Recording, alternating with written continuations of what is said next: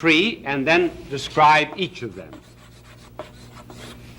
This first principle applies only to themselves, namely materialism. That is their philosophy of life. The second applies to themselves and to us. It is the myth of coexistence.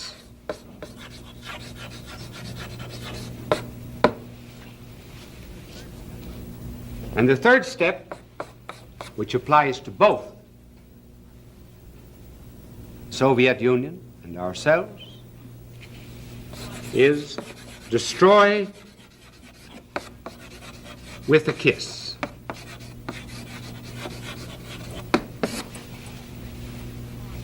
Now this is the formula by which they have taken over so far about 33% of the world. 37 out of 100 people in the world are subject to them according to these ideas. First, materialism. Materialism, as you know, is their philosophy of life, which believes there's nothing but matter. There's no God, no soul. Now, why these two denials? They're intrinsic to communism. Why no God? Well, we can understand that. The second paragraph of our Declaration of Independence states that it is a self-evident principle that the Creator has endowed man with certain unalienable rights.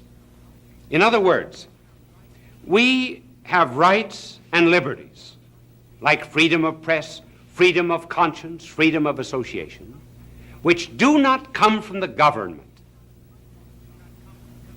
which do not come from the will of a majority, which do not come from a state. These rights and liberties come to us from God. Therefore, the state cannot take them away. That is our principle. Now, they have to deny God, because that would be another source of rights than the state or the party. In order to build up this structure of theirs in which the party is supreme, they must hold that any right or liberty which the individual possesses comes to him from the party. Therefore, the party can take the rights and liberties away. But if there was a God, then there would be rights not dependent on the party. So they have to deny God. The second principle, there is no soul. Why that? Because the soul contemplates. And when one contemplates, one establishes personal relations with a reality which is not subject to social control. In other words, no one around me in society can control my thinking and my meditation. Now, communism cannot allow that. There may be no thoughts, no conclusions, no plans, except those approved by the government. And so their procedure is, first of all, to forestall any kind of contemplation by the soul by saying that it is a sign that you're a neurasthenic. And secondly, if you have any thoughts of your own, then by purges, by persecution, by drugs, and by starvation, and by standing for hours and hours before a blazing light, your thoughts are driven and expelled out of you. There can be no soul. Otherwise, you would have a retreat into which you could enter, where you would be free from the state. That's principle number one. The next,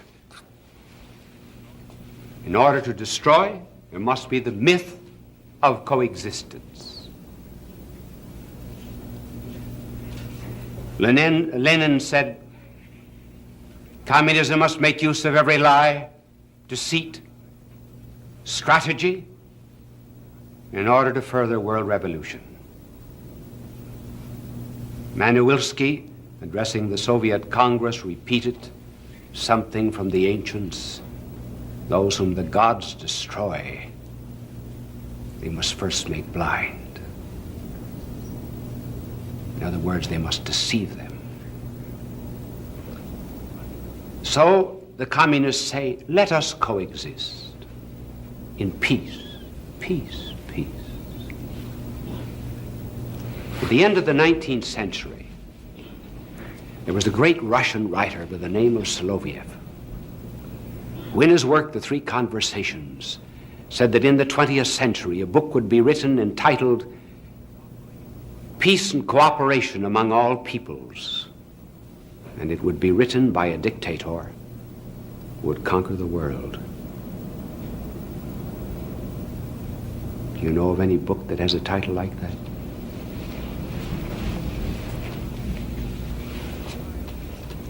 Why coexistence? If, for example, listening to me, there's a young man and young woman in love, do you say, you, the young man, say to the young girl, let's coexist? Does a husband say to his wife, let's coexist? Unless they're fighting.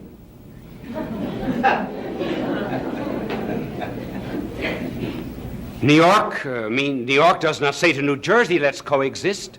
Canada does not say to the United States, let us coexist. Why then does Russia ask for coexistence?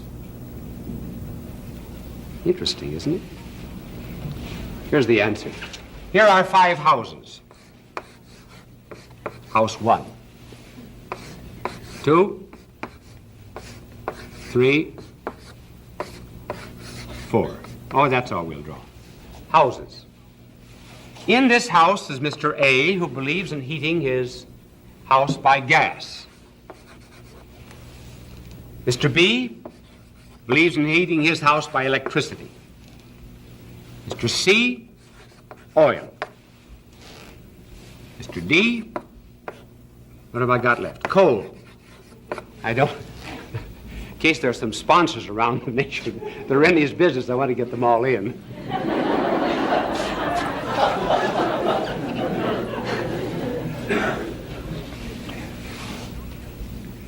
Now it is agreed among them that they will use different forms of heating.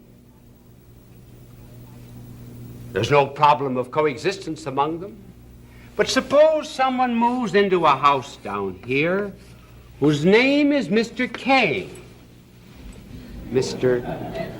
K.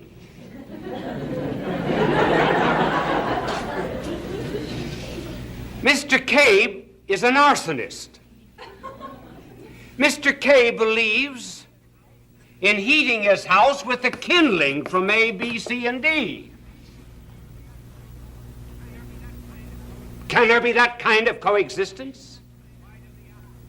Why does he ask for coexistence? He asks that the peaceful relations that exist between nations, free-loving nations, should be applied to a nation that does not believe in peace and justice. There cannot be that kind of coexistence. It is only a sham and a snare and a delusion. Why do they ask then for coexistence? Well, the answer was given in an article that appeared in the Communist magazine of Russia in 1954, written by Leon Tivev. Leon Tivev in this article said Russia was strong when it was a question of armies, because they had more men, more arms than any other nations of the world, and the other nations of the world, and could walk over them. But now there's come the atomic bomb, and since the atomic bomb,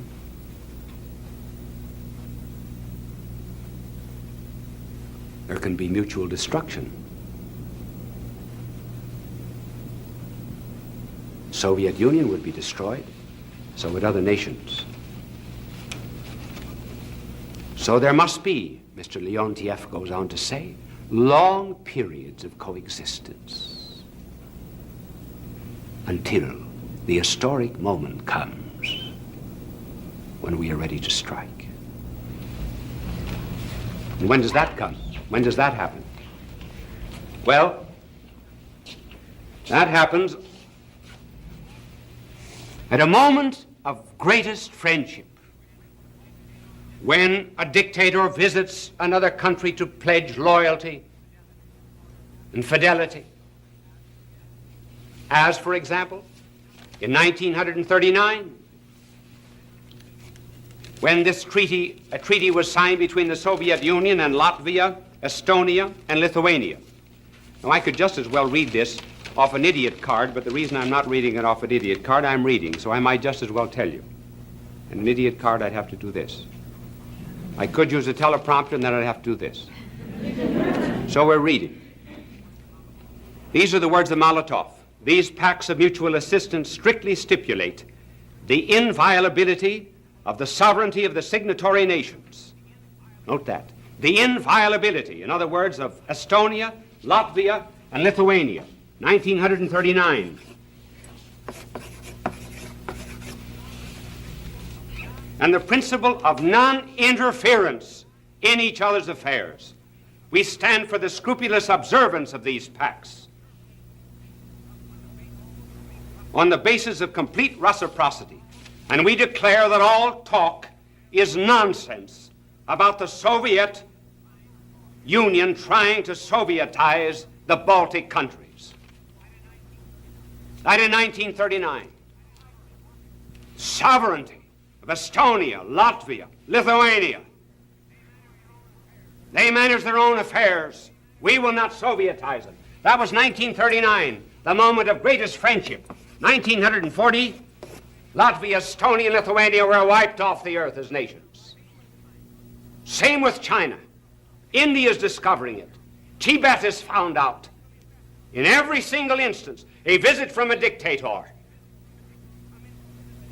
Some instances in Eastern Europe, long parades, visit to the operas, pledges of friendship, drinking toasts one to another, and then destroy with a kiss.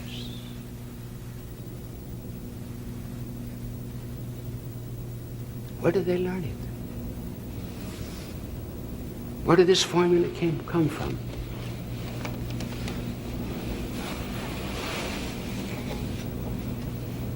Came from Judas.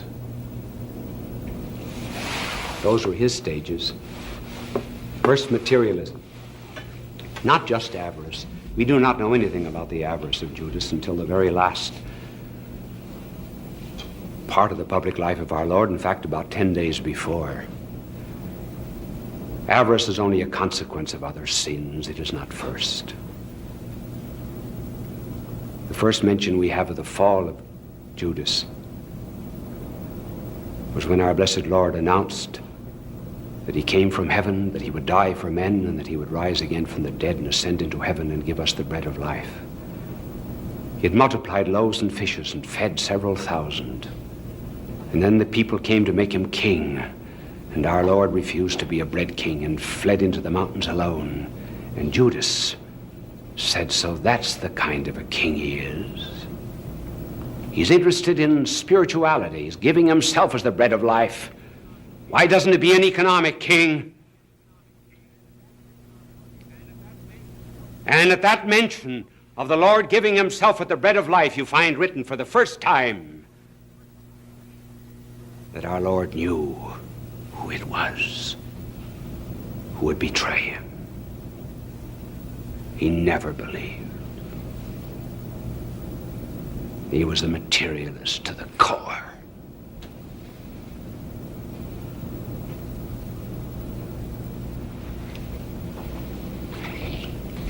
But that was for himself. Materialism is for the Soviet Union. Judas's second stage. Coexist with others. Lie. Deceive. Put on a false front. Pretend you're a friend. Never let anyone know your intentions. Talk of peace, peace, peace. Did anyone suspect Judas? Of course, our Lord did, because he is the Son of God. But I mean among men. John. John was the only one. And John kept it to himself. None of the other apostles knew. I think Peter was under more suspicion than Judas. Because when our Lord called Peter Satan, that's when there opened up a quarrel among them as to who would be first. The mother of James and John interceded for her sons, and after the transfiguration, the apostles quarreled as to who would be first. Even at the Last Supper, they quarreled. You say, but they knew that Judas was avaricious? Not necessarily. The night that Mary Magdalene poured ointment over the feet of our blessed Lord, all the other apostles, with the probable exception of John, joined in, saying, why could not this have been sold for 300 pence and given to the poor? Remember that Judas alone did not say it. The others did not know it was he. And then in the night of the Last Supper, our blessed Lord said, he who sits at table is about to betray me. And so each asked, except John, is it I? Is it I? Is it I? Is it I? Brazen Judas, coexistence to the end. Is it I? Peter said to John, ask the Lord who it is. Our Lord said it was the one who would dip his finger in the dish. He reached it to Judas, but the others did not know the sign. And when Judas left, they did not know the business of Judas. The other apostles thought that Judas had gone out either to distribute money to the poor under the direction of our Lord, or else to buy food for the feast. They did not in any way suspect that he was a traitor. Deceit, friendship, pledges of cooperation, mutual assistance, love. Oh, we're brothers, all of us. And then the third stage. When you have them all fooled, then it is that our blessed Lord meets him. And Judas came down over the brook of Kedron. Excuse me for looking down there, changing my watch. I want to find out how much time I've got. Only 1 minute left? Oh, the watch is wrong. I'm sorry. I had 2.5. I have 1 minute left. So we'll have to hurry very quickly. And Judas came down over the brook and threw his arms around the neck of our blessed Lord and blistered his lips with a kiss. And our Lord said, friend, wilt thou betray the Son of Man with a kiss? Oh, yes. Some things are so sacred and divine, their betrayal must always be prefaced by some mark of affection. My fellow men, my countrymen, beware, lest you say, wouldst thou betray America with a kiss?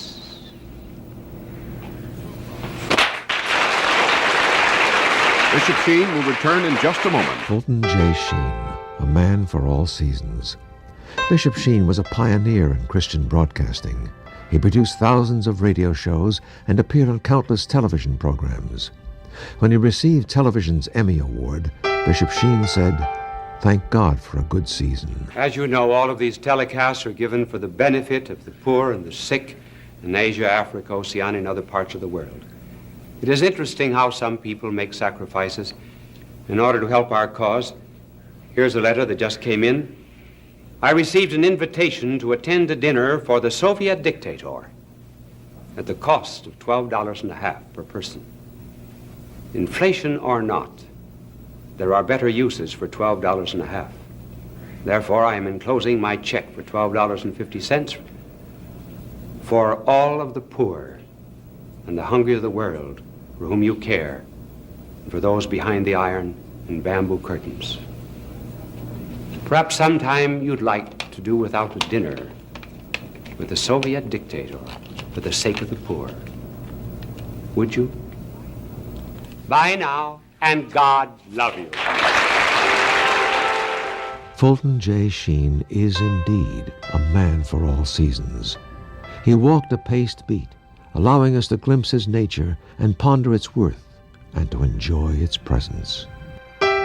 When I was coming in to the airport the other day, there was a soldier who evidently had been away for a couple of years, and his wife was there, young wife, to meet him at the airport, and they had a very warm embrace, and he was looking over her shoulder as he embraced her, and he says, "Oh, there goes Kitty McCoy."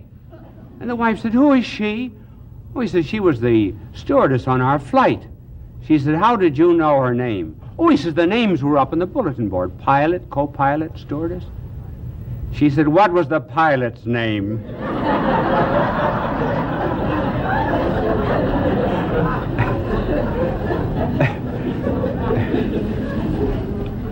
This telecast is not going to be what you think it is. I know you've heard the song, "Love is a many splendored thing," but I'm going to tell you the origin of that expression, a many splendored thing. I'm going to tell you who really wrote it, but I will tell you in a minute. It is a very interesting life because it's somewhat related to our age, in which there is a fondness for flight from consciousness. What is there, anyway, in human nature that makes it rather anxious to evade and escape consciousness and responsibility? Alcohol, dope, sleeping tablets, whatever they happen to be. A way to avoid the responsibility of being awake. And I'm going to tell you the story of a man who had a flight from consciousness. And in this story, we find revealed the unconscious influence of little things. Jean Guiton, a member of the French Academy, said that while he was a prisoner of the Nazis in Germany, one night he and a number of other prisoners amused themselves by each telling how his mother and father met. Circumstances were quite accidental. Sale of a lottery ticket, chance meeting, fall on the street, blind date, wrong address. And here, as a result of these trivial things, here were men that were prisoners under a totalitarian system.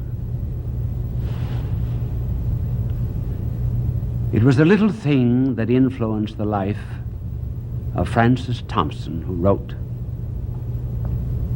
"Love is a many splendored thing." And what was that small thing? Well, this young man started for the priesthood, and he was told he did not have a vocation. And then he went into medicine. His fondness was literature. He used to produce as a little boy the plays of Shakespeare for his sisters. And as he was studying medicine in the University of Manchester, he roamed into every bookstore, and at that particular time there had just appeared a Life of De Quincey. He evidently had mentioned the fact that at home that he loved De Quincey. And on his 17th birthday, his mother gave him De Quincey's famous work, The Confessions of an Opium Eater.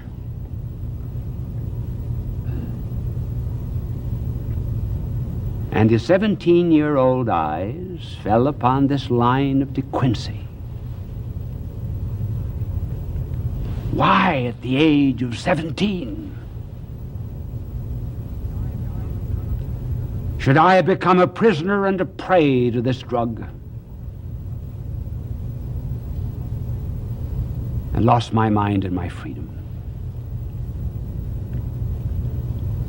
The mother never intended that her son Francis Thompson should ever follow in the steps of Thomas De Quincey. But he did. So he went in for the psychedelic, for the flight from the unconscious. And here there's a curious parallel between the life of De Quincey and the life of Thompson.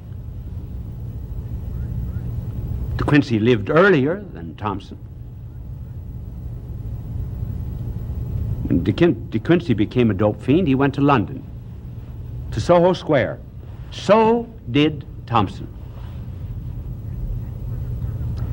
And this further parallel, when they went to Soho Square, De Quincey had in his pocket a book of English poetry, we do not know which poet it was, and a copy of the Greek dramatist Euripides. When Thompson went, he had in one pocket Blake, and in the other pocket Sophocles. When they went to London, they both went to the same place, Soho Square. How well I know it. I've spent 5 years of my life in Soho Square. Not continuously, but many, many summers and many winters during my university days. It acquired its name in the 17th century because that was the area of London where the huntsmen used to gather to chase the hounds. And the head huntsman would call the hounds with Soho. It became known as Soho Square. It's very famous. Just a block away is Greek Street. That's where Karl Marx lived for a third of his life, in great poverty. This founder of communism, his wife said, "Karl, if you had only made more capital instead of writing about it, the whole world would have been better off." I had many experiences there in Soho Square with the type of person, of course, that Thompson actually is and was. But here are the two of them, decades apart, roamed the street. Thompson made a little money here and there, chasing cabs, holding a horse, selling matches, running an errand. Just a bum. A bum. Emaciated and thin, from drug and hunger. No one was there to befriend him except a woman of the streets.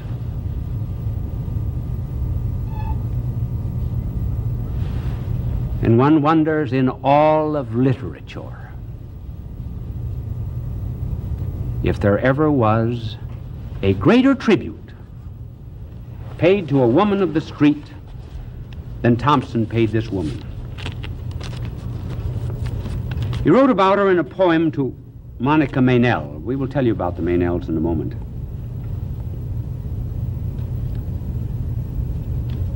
And this is his description. Then there came past a child like thee,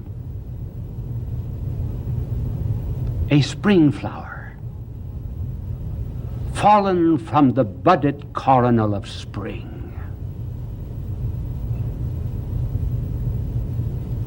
A spring flower, fallen from the budded coronal of spring. And through the city streets blown withering, she passed O brave, sad, lovingest, tender thing, and of her scant pittance did she give, that I might eat and live. Then fled a swift and trackless fugitive. The same thing happened to De Quincey. When he was in the depths of poverty and degradation, a woman of the streets befriended him. We know her name. Her name was Anne.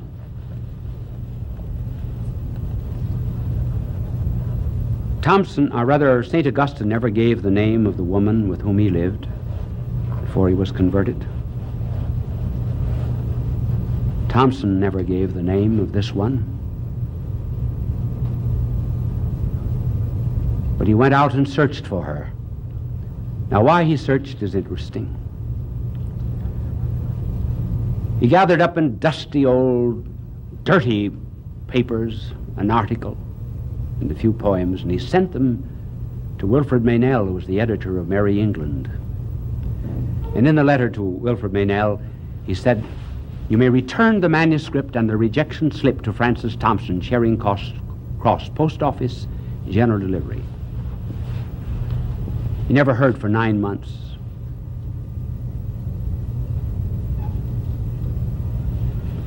So in those 9 months, he went into despair.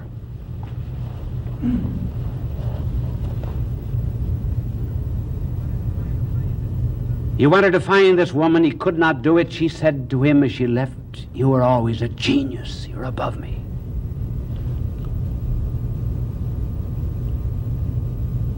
And sinking lower and lower, he then took up his residence in Covent Garden. Covent Garden at one end in London was the Opera House. Down the street, Maiden Lane Church. You go down 2 or 3 steps to go into it. Wish we had an hour and a half. I would tell you about an interesting character that I met there. But in television, you get time in segments. And then in front of the opera was Covent Garden. Covent Garden was where all of the produce of England was brought every morning. So in those days of Thompson was born in 1859.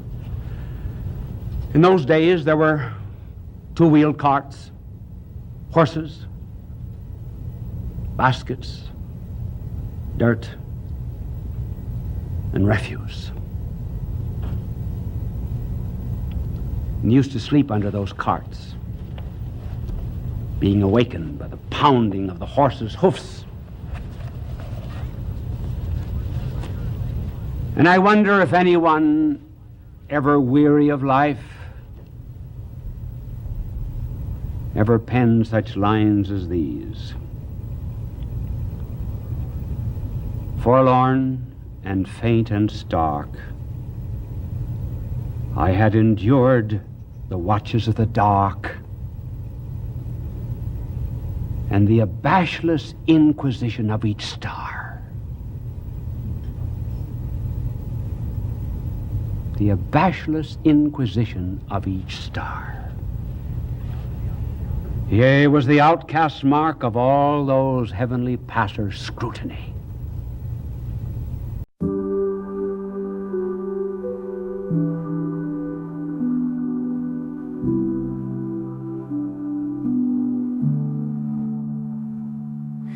Whispers in the nightlight, dancing shadows feel so right.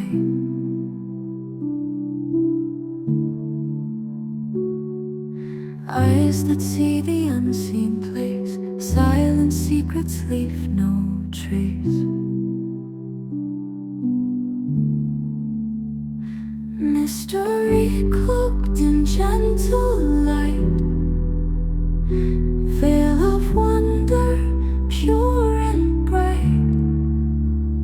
Steps unseen on sacred ground, whispers here without a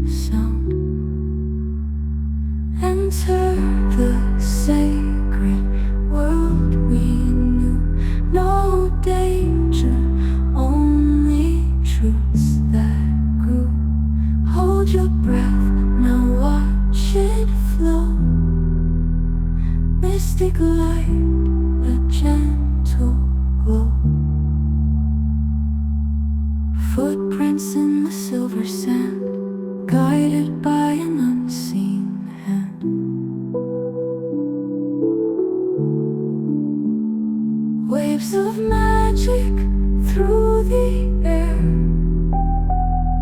Watch the scenes unfold, beware. Club of dreams in silver haze, where reality meets the gaze. Stories told through whispered dreams.